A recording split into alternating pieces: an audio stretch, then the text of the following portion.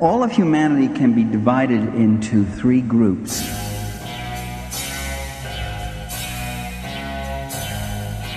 Group A is made up of those people who live off their stock dividends,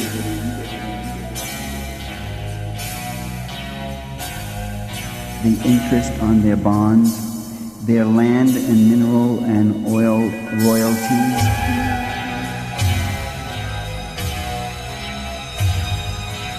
and the rents they collect. They make up less than 1% of the world's population.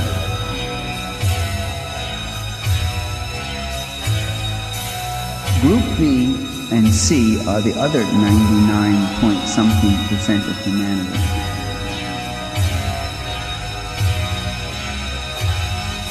The people in Group B live off wages, salaries, fees, commissions, pensions. Group C is made up of about 1 billion people, and they live in utter desperation.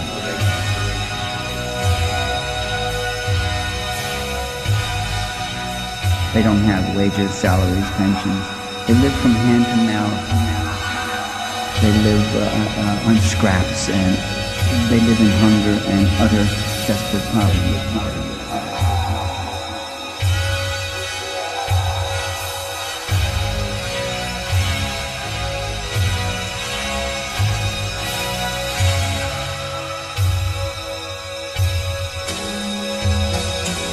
Now, what the people in Group A and B have in common is that they both live off the labor of the people in Group B and Group C. And we hear a great deal about rich nations and poor nations, but we should keep in mind that Groups A, B, and C are found in all nations. And we often refer to the juxtaposition of wealth and poverty.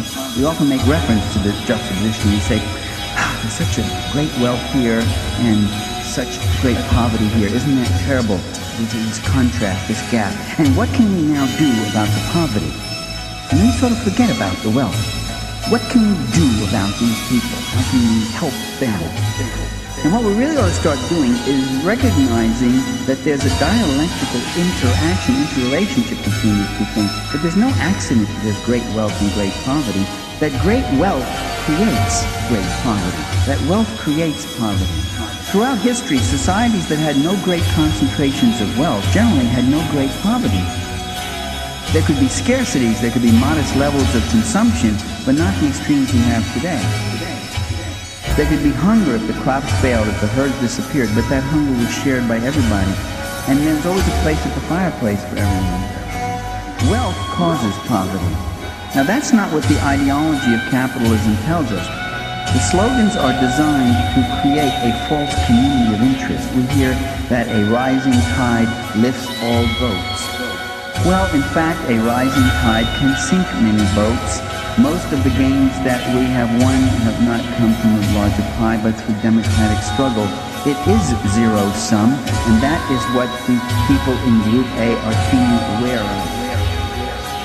Every dollar I have to pay to you for some stupid, annoying, unnecessary thing like wages, occupational safety, pension funds, health plans, environmental protections is one less dollar that goes into my pocket. And I am keenly aware of that.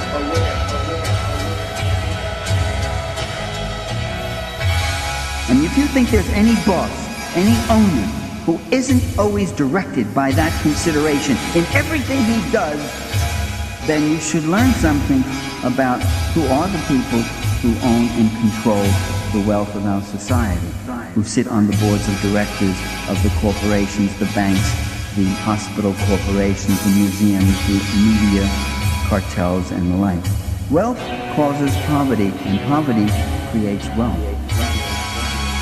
You can't have rich plantation owners unless you have slaves working hard to create that wealth, consuming but a small portion of it for their own meager, miserable subsistence, so that the rest could go off to the people in the great house on the hill who live in a style of utter luxury. You can't have rich feudal lords in the manor unless you have serfs who are doing the same thing. And you can't have rich corporate conglomerates unless you have wage and salary workers who will work a whole lifetime and at the end of that lifetime not know any kind of economic security of any sort, own nothing but maybe a mortgage on your house.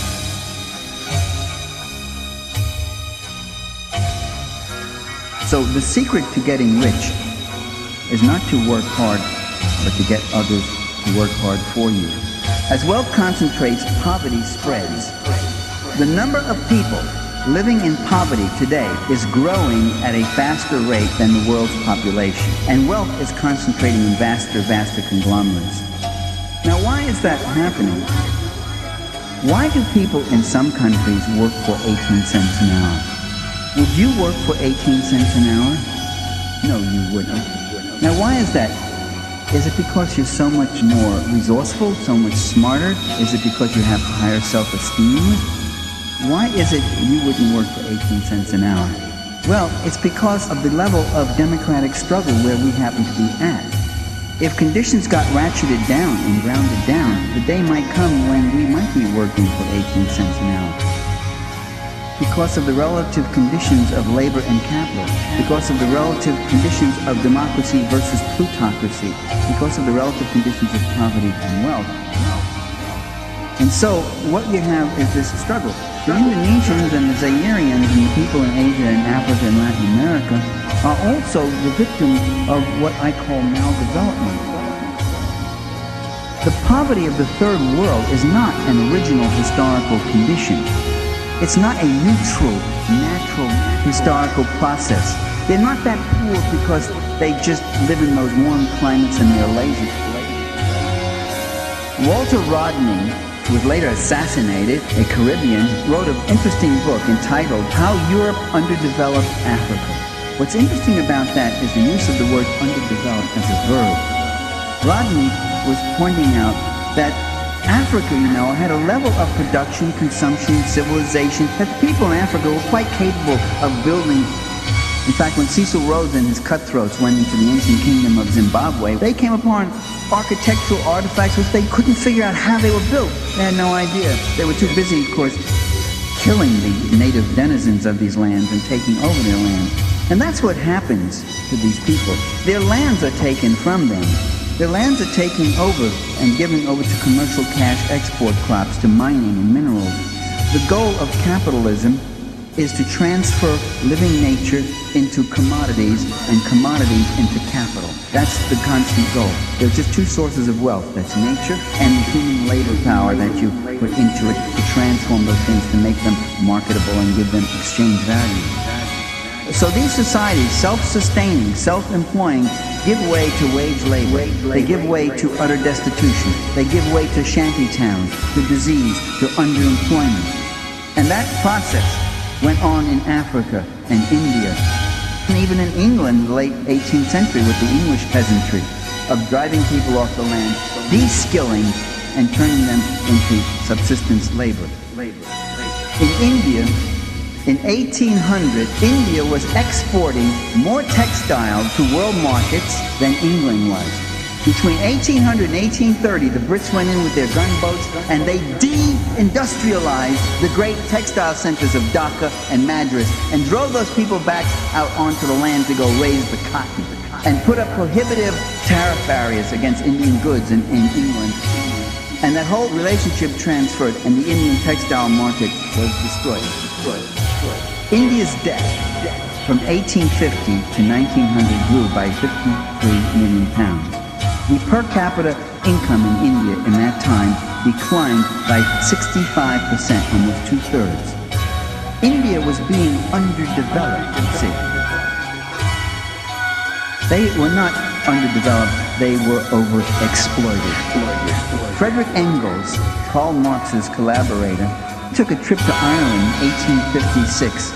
And Ireland now is the oldest of Britain's imperialism, 800 years. And they're white people, they're Caucasians, Europeans. I make that point because I want to make clear that the function of imperialism is not racism. Racism is a very good rationale, and it's a very good weapon and a bludgeon to be used. When you starve people out, when you destroy their villages, when you murder their men, and rape their women, and spit their babies, or enslave them to build mines and all that, you have to justify that, and so you say they're moral inferiors, they're savages, they're animals, and all sorts of things. But you can go there because they're black.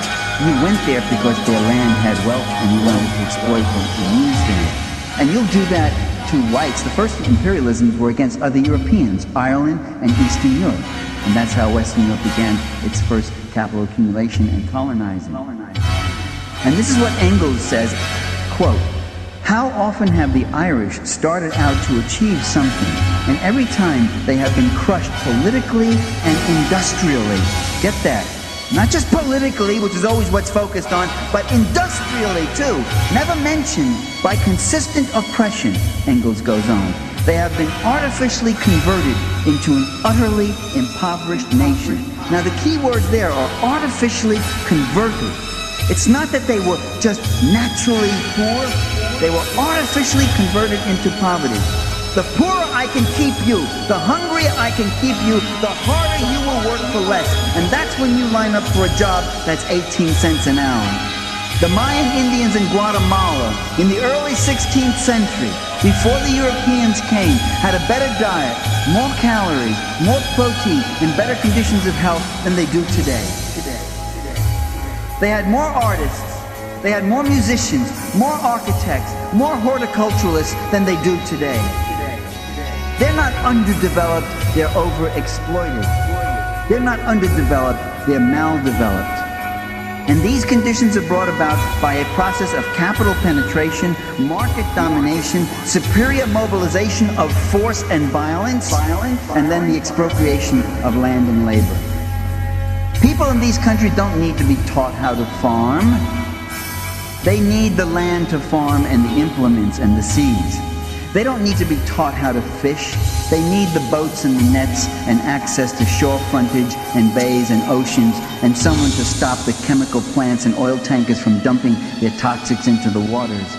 They don't need to be convinced that they should be using hygienic standards. They need the conditions that will allow them to have clean drinking water, clean clothes, and homes. They don't need nutritional advice on balanced diets from some Peace Corps volunteer from North America. They need food, and they usually know better than the North Americans what foods serve their nutritional needs. U.S. intervention goes on throughout the world to make that world safe for the people in column A. This is a very hard point for many Americans to accept, that their government is not pursuing all these things all around the world out of a concern for this little people here or that little brown or black people there. That's what's really motivating us. We're humanitarian, we're concerned about democracy, we want to bring them elections and all that. People really think that's what's motivating people like George Bush and Bill Clinton. The United States has a global empire. It has about 300 major military bases all over the world. Its troops are stationed on just about every continent. Its planes fly over every region. Its ships sail every sea. Why? We're told we have to protect America. We have to protect it from those who might want to be coming after us. Or we have to just intervene to help all these other poor people.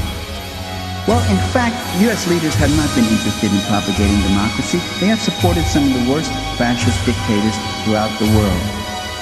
And they have overthrown any kind of government that has tried to perform any kind of redistributive politics, that is, had tried to in any way cut a somewhat better deal for the people in column B and C as opposed to the people in column A. And when any government or any movement tries to infringe on the overweening privileges of the people in column A, that's when U.S. force comes on them.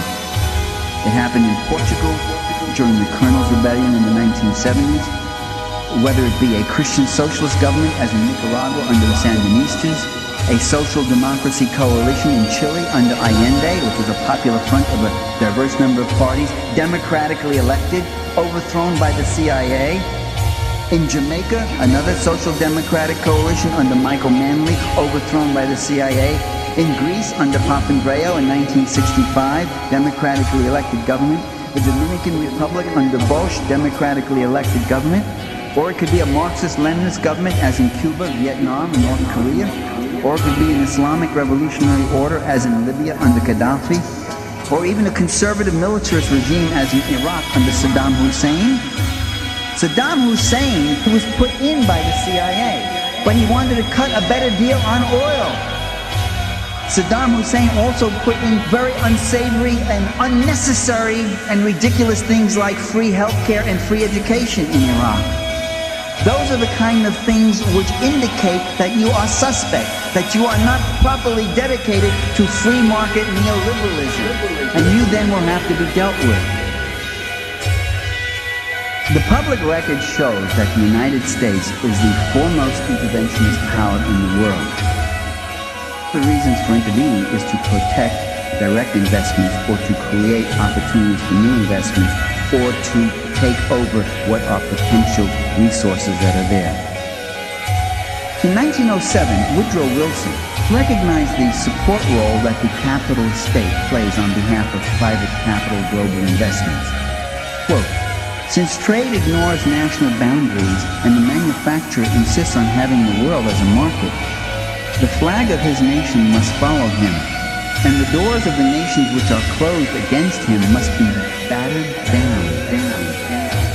Concessions obtained by financiers must be safeguarded by ministers of state, even if the sovereignty of unwilling nations be outraged in the process. Colonies must be obtained or planted in order that no useful corner of the world may be overlooked or left unused." And later, as President of the United States, Wilson noted that the U.S. was, quote, "involved in a struggle to command the economic fortunes of the world." Now, more important than protecting particular holdings of specific corporations is protecting the whole process of investment and profit. That means preventing any country from developing a competing social order, any country from developing a means whereby they start using some portion of the land, the labor, the resources, and the markets and the capital for things other than private capital accumulation, where they start using it for the people in column B and C, rather than for the interests of the people in column A. The goal is to prevent the emergence of competing social orders and obliterate all workable alternatives to the capitalist client state. Imperialism today is now beginning to go by another name, globalization. Colonial oppression came with the Gatling gun, the gunboats, the missiles, and all of that. But there's another instrument used, and that's the pen and the treaty. And what we have is the North American Trade Agreement, NAFTA, the General Agreement on Tariffs and Trade, GATT. These are international agreements that have one thing in common. They're designed to dramatically increase the power of transnational corporations while undermining consumer and environmental protection, labor unions, and most of all, democratic sovereignty. What we are facing with the World Trade Organization is a silent coup by international monopoly capital, a silent global coup. It's presented to us as a neutral, natural process. We're going global. The economy is just global. Well, NAFTA has brought a 50% increase in the number of maquiladora factories south of the Mexican border, plants that batten on poverty wages, child labor, miserable work conditions. Many Mexican children don't attend school despite the compulsory attendance rule. Since NAFTA, incomes of poor Mexicans have been cut by 50%. Poverty has spread from 30% to 50% of the population, and maquiladora profits have skyrocketed. NAFTA and GATT have also brought a precipitous rise in toxic waste and other environmental devastations. The World Trade Organization is an international body made up mostly of corporate executives and lawyers, elected by nobody, self-appointed, unaccountable to no one, meeting in secrecy, no conflict of interest restrictions against them, who now have the right to veto any law passed by any country in the world if it in any way infringes on the interests of corporate capital investment. So you see, the important thing here is what's lost is not This will undermine all our good environmental laws, our good consumer protection laws. This will undermine our labor protection laws and all that. This will undermine our very sovereign right to have such laws. What they've done through this subterfuge of international agreement is create a pseudo-global oligarchy, unaccountable to anybody. When they call this free market, don't believe in the word. It isn't free. The free market was never free. It was never free except for the people who had the money. It's very much controlled by the people in column A, and the terms are set up to suit their interests. What there is then is an anticipatory response, a chilling effect. Increasingly, nations are abandoning their laws, their regulations, their public services and protections at the mere threat of a World Trade Organization challenge. Guatemala sought to restrict the use of infant milk substitutes, which lack the life-saving, full nutritional properties of mother's milk, and babies were just dying in great quantities, so they wanted to get this away. But they were faced with a WTO challenge induced by Gerber baby food. And faced by that, the Guatemala Supreme Court ruled that the laws do not apply to baby food imports. So the babies will die so that Gerber can keep its market in Guatemala. South Africa is developing more affordable versions of patented AIDS drugs. On behalf of big U.S. drug companies, the Clinton administration is threatening WTO action to stop South African government from marketing drugs for people who desperately need them, which would be affordable for the AIDS victims in South Africa. They don't care if people die. They care if their markets are protected. That's not free trade. That's not free trade when you go to South Africa and say, no, you cannot produce those generic drugs. It's so much cheaper. Supposedly, free trade is about producing a better product cheaper. And here you're saying, no, you can't produce them. That's monopoly control through the World Trade Organization. And yet they call it free trade because it's the government that's doing it. You see, corporate capitalism is a very jealous, insatiable system. It siphons up everything. It has never tolerated a public sector. It gets very uncomfortable at the idea that there are people who can work, create services, products, and other people consume it, can buy it, the money goes back and all that, without the people in column A getting a fix on this. They really don't like that. They don't like, for instance, public universities. The idea that you can employ people, you can educate people, you can do all this without someone making a profit. The day may come, you know, when a book cartel like Von Holtzbrink in Germany could sue the state of California for having a public library. It's a lost market opportunity. You know, Stokely Carmichael once said, the United States is the most repressed country in the world. And someone said, how can you say that? You got death squads in Guatemala. And I said, well, Stokely didn't say it's the most brutally repressed. He said it's the most successfully repressed. Repression, you see, is most successful not when you have to go out and shoot people with guns, but when you got them convinced by just having them put on the TV and look and say, oh, look at those terrible, oh, I'm so glad our government is doing this or that. That's the repression.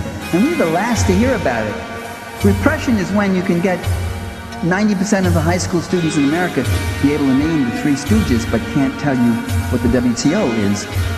There are those people who will say to you, well, what do you have, Parenti, a conspiracy theory?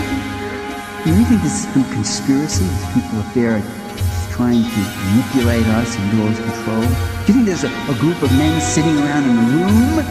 That image somehow is supposed to be so devastating. Sitting around in a room, I say. Oh, no. They meet on carousels, you see. They talk to each other like, what should we do about trade opening? How can we stop the World Bank? Of course they meet in rooms. Where the hell else do you think they meet? There are plenty of rooms in the White House. There are plenty of rooms at the Council for Foreign Relations. There are plenty of rooms at the Trilateral Commission. There are plenty of rooms at the Bohemian Grove. There are plenty of rooms in the State Department, in Langley, Virginia, at the CIA. There's lovely rooms at the Washington Post. There's a dining room every evening. Some editors meet with people from the corporate or governmental world and talk about what's happening. Nobody confabulates. Nobody communicates more often, more frequently, more persistently than the ruling elites and the people who own the land, the labor, and the capital of this country and the whole world. Of course they consciously plan. Of course this system has these dynamics that sustain itself, but no system can automatically sustain itself. Every system system needs a conscious element of the owning class, which is called the ruling class, which goes out there and whose job it is to make sure that there's no opposition, to give interviews to the Financial Times and tell them, I'm sick of these people attacking us, we're helping everybody, we're for the little guy, I'm for the little guy, I come from poor origins. That's all they ever do, and they know what they're doing. And just because you don't know what they're doing doesn't mean they don't know what they're doing. They don't do anything else but consciously pursue their interests. You consciously pursue your interests. You make calculations about what you can do this summer, so you have a job or this, so you move somewhere else, what am I going to plan for that? What makes you think David Rockefeller doesn't do that? Teachers will combine and plan to organize to better their well-being. Nobody says anything. The minute you ascribe conscious intent to the ruling corporate elites who own 80% of the wealth of the world, the minute you ascribe conscious intent to them, somebody says, isn't that conspiracy theory? Well, you can call that conspiracy. I call it people pursuing their conscious class interest. When David Rockefeller gets up in the morning and says, what am I going to do today? I'm going to pursue my interest? No, that'll be conspiratorial. I won't do that. I'll just la-li-la, float along. Well, what we have to do is keep fighting back. The nature of political power is such that when you ask, do the people have power? People are the substance of power. And what we have to do is find means of organizing, of withholding our empowering responses, of pressuring and agitating. They care what you think. They are listening, they're watching all the time. They get very worried because they know that they are sitting up on top of that giant pyramid, which is the great corpus of humanity, and maybe with a few good shakes and struggles we can topple them. The answer then, the secret, the response I have can be summed up in 3 words: democracy, democracy, democracy, and let's have more of it.